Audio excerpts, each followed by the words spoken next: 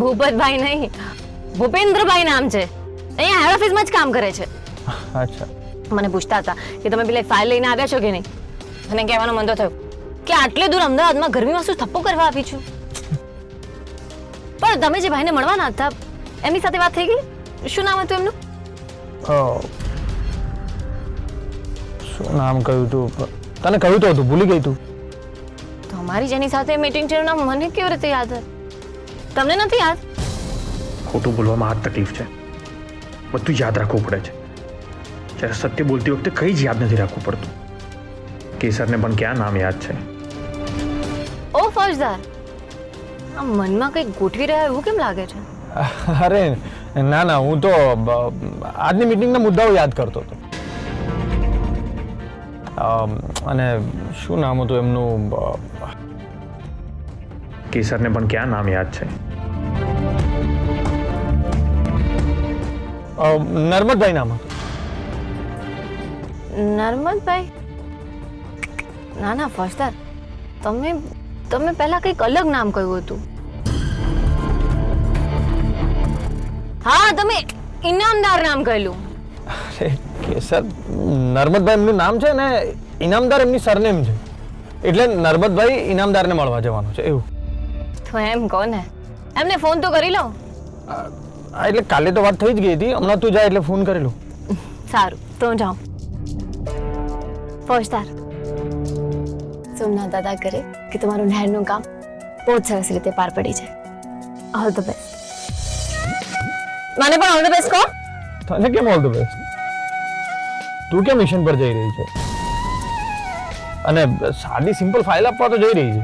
એ પણ છે. ચાલો તો હું જાઉં. જય સોમનાથ. જય સોમનાથ.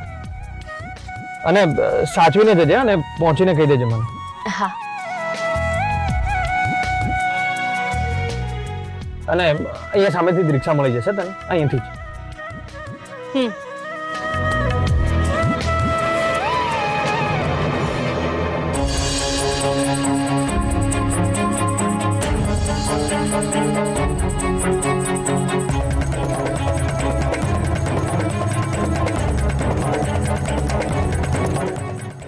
હલો, હા ભૂપતભાઈ, એ તો ફૌજદાર મારી સાથે હતા ને એટલે.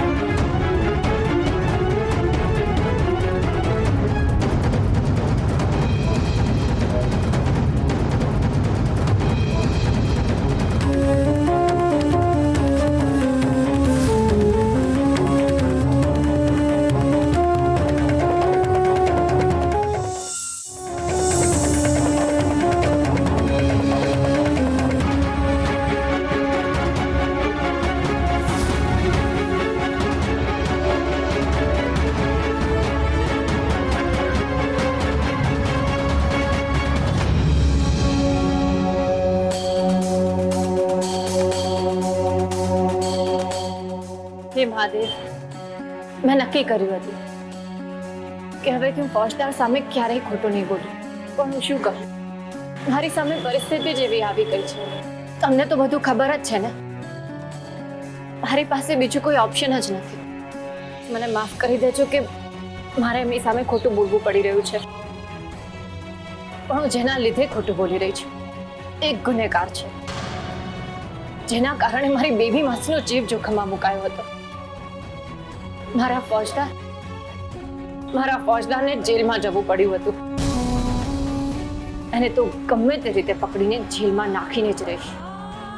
હે મહાદેવ, મને માફ કરી દેજો કે ખોટું બોલી રહી છું, પણ મને આશીર્વાદ આપો કે મારું આ મિશન સફળ થઈ જાય.